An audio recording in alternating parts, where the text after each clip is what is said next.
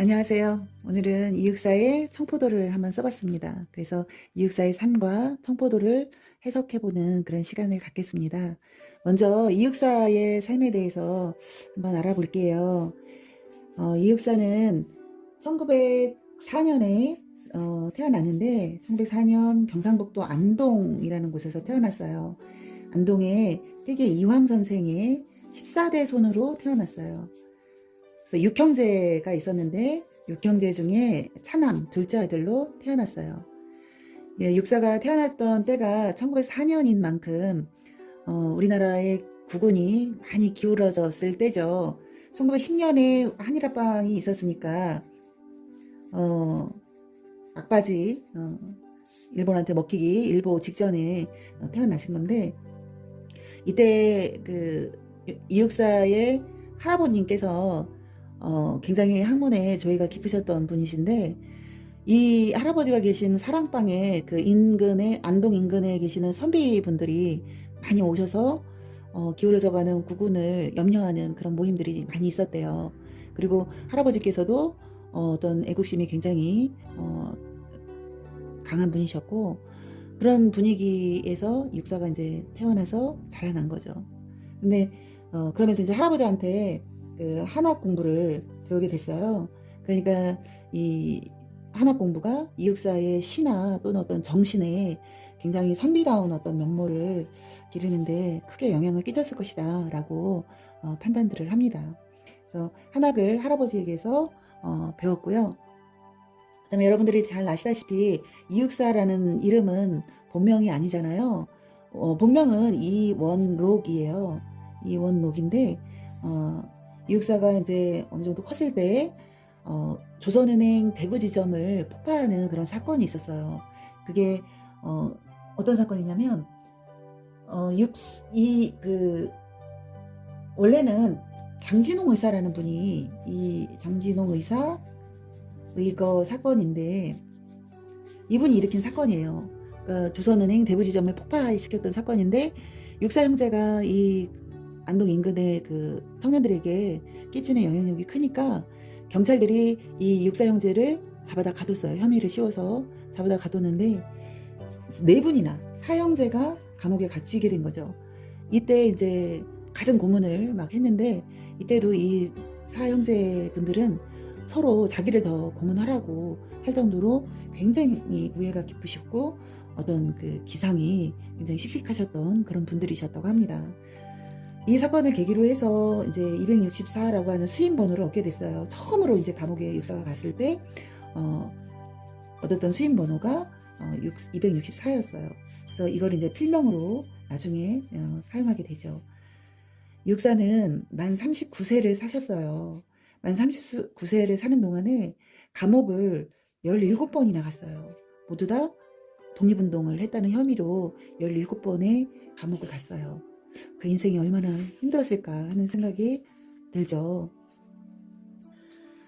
네, 이렇게 해서 이제 독립운동에 발을 들이고, 그 다음에 이제 독립운동을 적극적으로 하게 됐는데, 보다 더 적극적으로 하기 위해서 만주에 있는 조선군사간부학교라는 곳에 입학을 하게 돼요. 조선군사간부학교에 들어가서 아주 우수한 성적으로 졸업을 했어요. 특히 이제 사격술에 굉장히 높은 점수를 받았다고 해요. 재능이 있었대요, 사격에. 그리고 이제 졸업식 때는 지하단이라고 하는 희곡을 써서 연극을 올리기도 하고, 그런 예술적인 재능도 겸비하신 그런 분이셨다고 합니다. 조선군사 간부학교를 나오고 나서는 이제 정의부라든가 뭐 군정서, 이런 또 의열단, 이런 무장 독립단체에 가입을 했는데, 특히 이제 이 의열단은 그 단원이 각자 누구인지도 모를 만큼 이렇게 점조직으로 활동을 해서 누가 이 의열단 단원인지를 몰랐대요. 근데 이육사 역시 의열단 단원으로서 활동을 하는데 아무도 의열단 단원인지를 몰랐고, 문단에서 가장 친했던 분이 바로 신석초 시인이라는 분인데, 이분조차도 이육사가 그 의열단 단원인지를 몰라서 보면은 이육사가 이렇게 허둥대고 뭔가 이렇게 쫓기는 듯한 느낌을 받을 때가 있었는데, 그럴 때는 왜 그러지? 그렇게 생각을 하셨다고 합니다. 그리고 나서 이렇게 무장 독립운동을 하고서는 또 이제 국내에 들어와서 양복을 깨끗하게 차려입고 나타나셔서는 어디 갔다 왔냐고, 왜 그동안 이렇게 보이지 않았냐고 이제 시인들이 이렇게 물어보시면, 아, 조선이란 너무 반도란 너무 답답한 곳이야. 그래서 중국에 가서 차 한잔 하고 왔어. 이렇게 너스레를 떨고는 하셨다고 합니다. 근데 이렇게 무장단체에 가입을 해서 독립운동을 했어도 독립의 길이 너무 요원하기만 하니까 이제 문필활동도 하게 됐어요.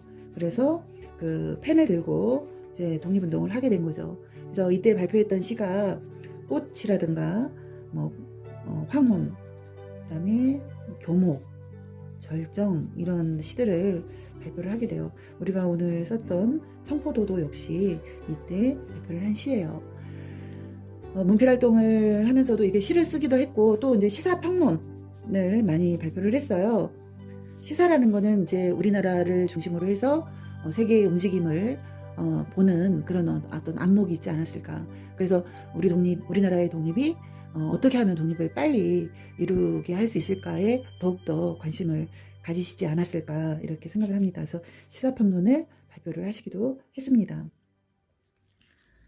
근데 이제 이렇게 문필활동을 해도 무장단체하고 계속 연관이 활동을 했었는데 마지막으로 우리나라의 무기를 밀반입할 계획을 가지고 중국으로 넘어갔대요. 그래서 중국으로 넘어가면서 그때 당시에 3살짜리 그 딸 아이의 손을 이렇게 잡고 눈물을 글썽이고 가셨다고 해요. 마지막으로 이 딸아이를 마지막이 될지 안 될지는 그때 당시에는 몰랐겠지만 이 아이가 를 또 다시 볼 수 있을까, 또 내가 만약에 잘못되면 이 아이가 아버지 없는 삶을 살아갈 텐데 하는 생각을 하면서 아이의 손을 잡지 않았을까, 그런 이제 어른이 돼서 생각하니까 이제 그런 생각이 들더라고요.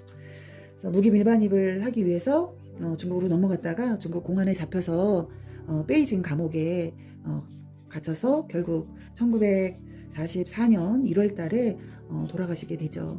그래서 참 안타깝죠.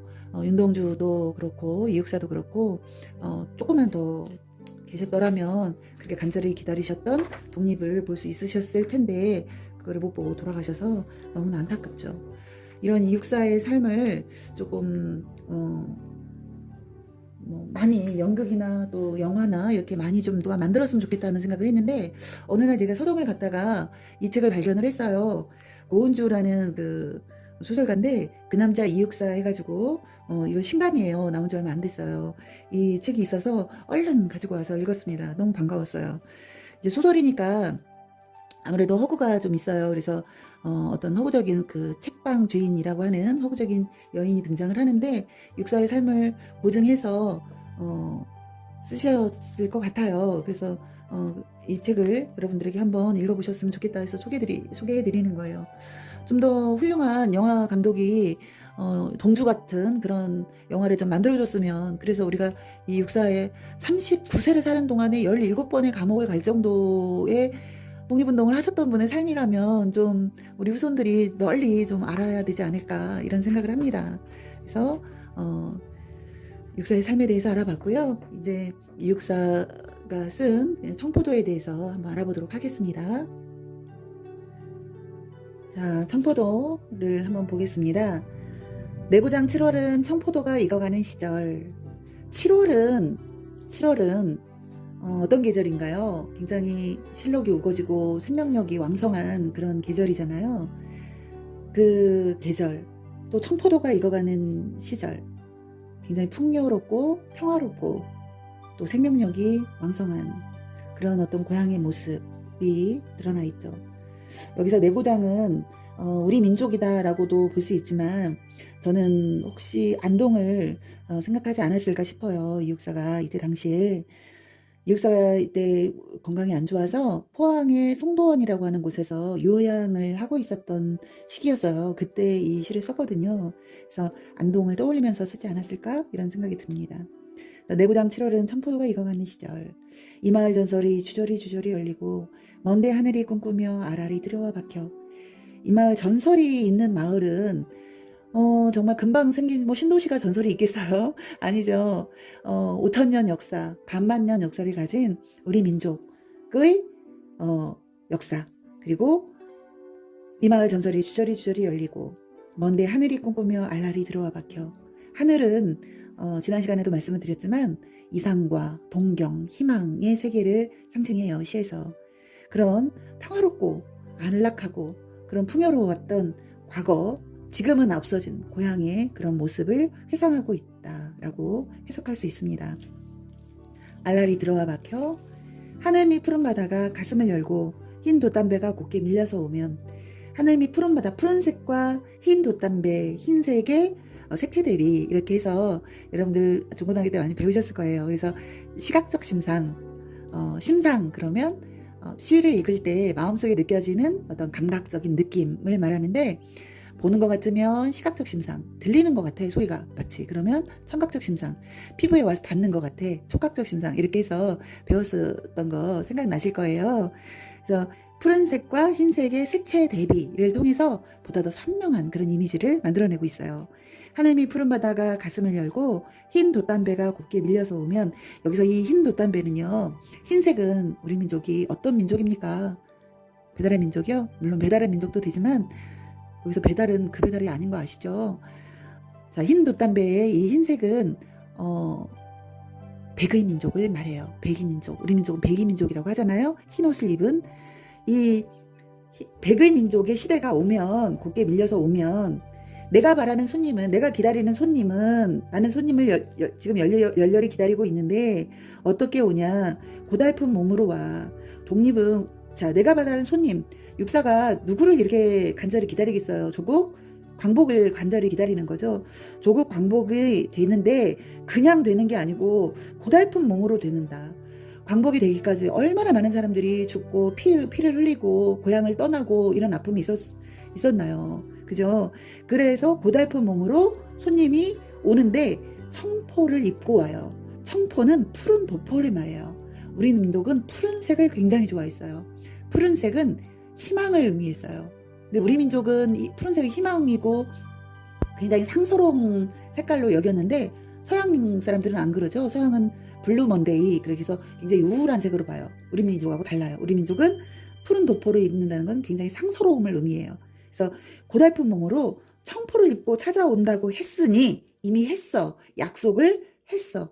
조국 광복은 반드시 옵니다. 이런 의미죠. 조국 광복은 반드시 오니까 내가 그를 맞아서 이 포도를 따먹으면, 내가 그를 맞아, 그가 누구냐? 바로 손님이죠. 손님을 맞아서 이 포도를 따먹으면, 이 포도를 먹을 수 있으면 두 손은 한뿍 적셔도 좋으련. 조국이 광복이 돼서 그가 와서 이 포도를 먹을 수 있으면 내 이 두 손에 포도물이 한뿍 적셔도 상관없다. 조국이 광복만 된다면 내 몸은 어떻게 돼도 상관없다라고 하는 희생정신이 들어가 있는 거예요. 희생정신이 들어가 있는. 아이야, 우리 식탁엔 은쟁반에 하얀 모시수건을 마련해두렴. 아이야, 이 부분은 이제 이 시의 구성상 우리 시조 아시죠? 시조에서 초장, 중장, 종장 이렇게 있고, 종장의 첫 음보는 세 글자로 끝내야 하는 규정이 있어요. 그거를 지킨 거예요. 그래서 이 시가 보다 더 어떤 뿌리가 있는 그런 시조의 뿌리를 둔 그런 시로 느껴지게 하죠. 아이야, 우리 식탁엔 은쟁반 하얀색이죠. 하얀 모시수건을 마련해두렴. 하얀색이죠. 그가 온다고, 손님이 온다고 약속을 했으니까 우리는 뭐 해야 되냐? 은쟁반에 하얀 모시수건을 마련하는 정성을 보여야 된다. 그 손님을 맞을 준비를 해야 된다. 조국 광복은 되게 돼 있다. 광복은 반드시 올 것이다. 그러면 그 광복을 맞이하기 위해서 우리는 어떻게 해야 되냐? 이런 정성을 보여야 된다. 은쟁반에 하얀 모시수건을 마련하는 정성을 보여야지 되지 않겠냐. 마련해 두어라 라고 명령체로 말하고 있죠. 마련해 두렴. 이렇게.